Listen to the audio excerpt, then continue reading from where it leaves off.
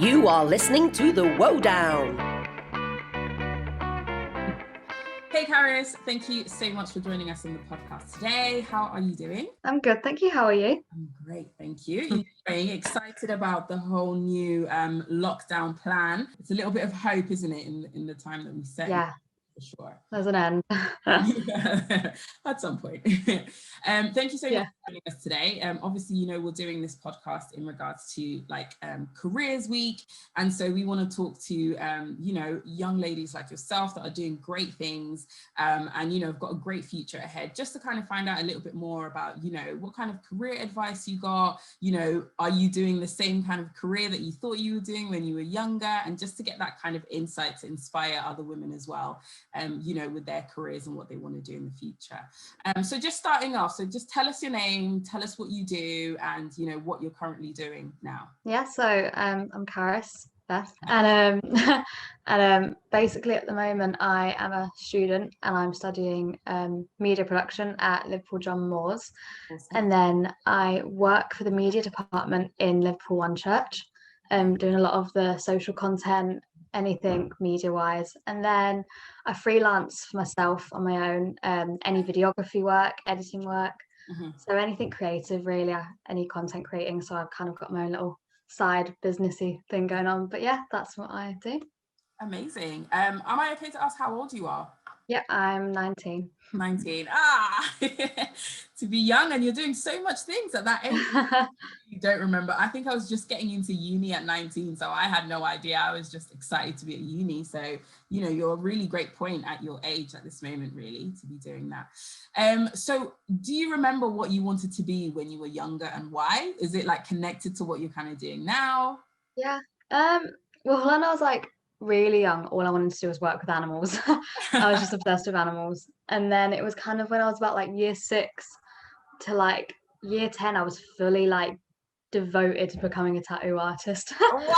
Like, so I like love art, and like, sorry, I'm gonna say like a lot, that's just putting that out there now. Anyway, yeah, Okay. tattoo artist. I wanted to do that for years. I was just obsessed with drawing. I just wanted to like open my own parlor in like Brighton or something and just be able to like chit chat to clients all day, just doing some art. Like I loved it. I practiced every day.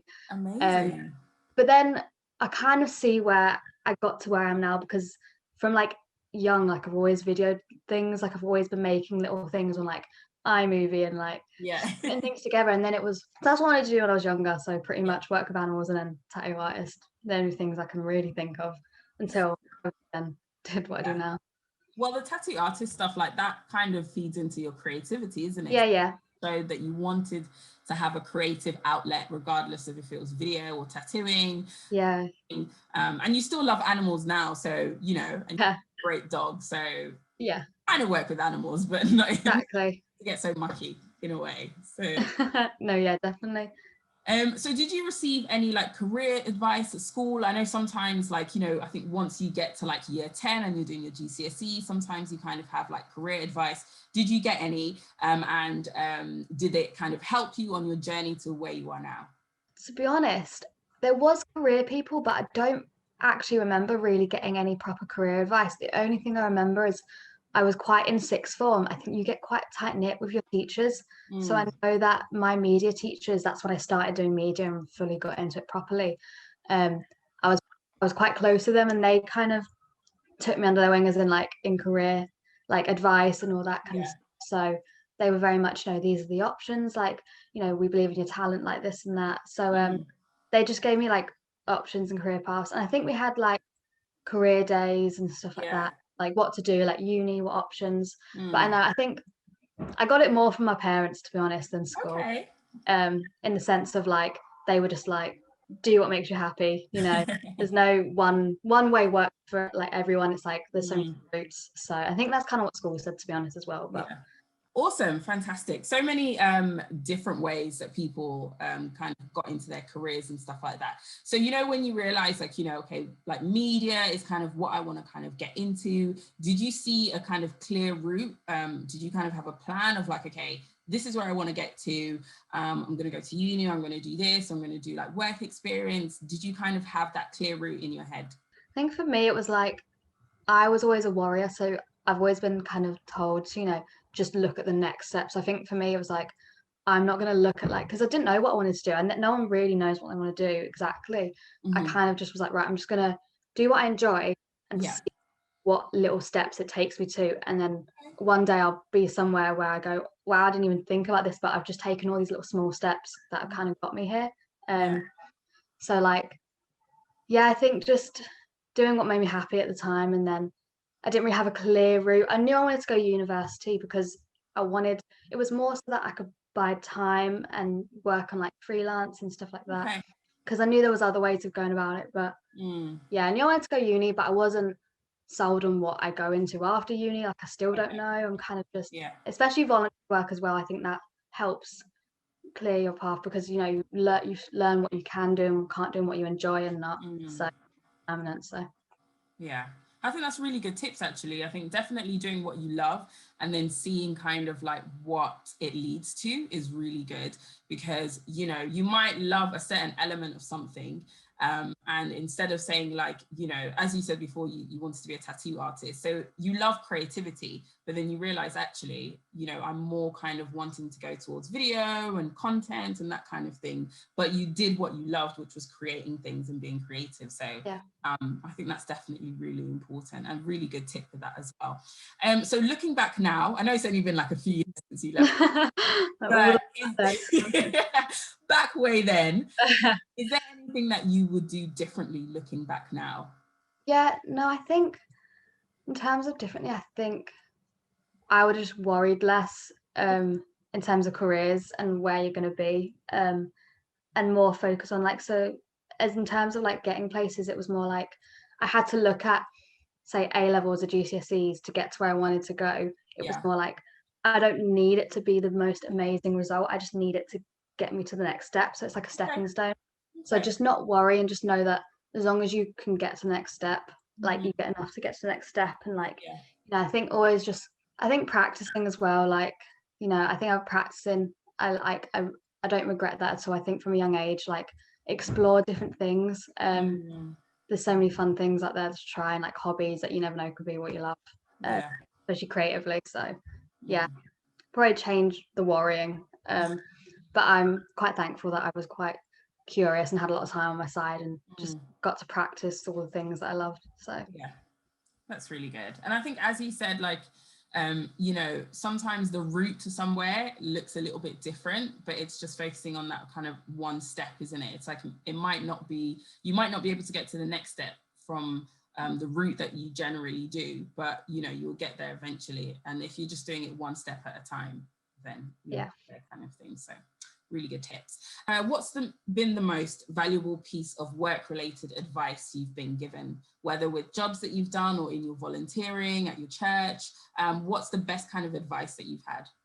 Yeah, so I think specifically towards creative work where you're out there doing like freelance work on your own and trying to, you know, get business and stuff, I think definitely kind of know your worth, and, you know, because you can get messed about a bit, not like in a bad way, but just you just need to, I think, learn. I've had to learn, like I've not really got a backbone back in the day, but like I've kind of learned, you know, to have a bit of a voice and, you know that I'm going to get back what I deserve. Not that I do it for the money, but, you know, like just know your worth and know that what I do is actually a lot of time and it's a lot of skill, and don't settle for less and don't let people like mess you about. Like that's just specifically for creative work. I know that someone's definitely who I trust as someone has just been like, don't take rubbish from people. You know, obviously I think to start with, it's like, it's nothing wrong with getting a bit here and there. You're not going to get amazing thing, but it's all about practice and learning, and, you know, but yeah, I think that there, but then also I'm a Christian. So I think in like terms of faith for me, I think I've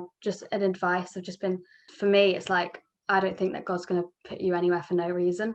So even when it's been like, I've worked at like The Entertainer and Home Base, so like even just not careers for me, but just jobs like that, like they're not wasted. You're always going to learn something, and I think God's put me in them for a reason. So I learned, you know, communication skills, or I just learned punctuality, things like that. So I think nothing's wasted, and then know your worth. They're my two probably best bits of advice. So That's really good, really good advice, Carys.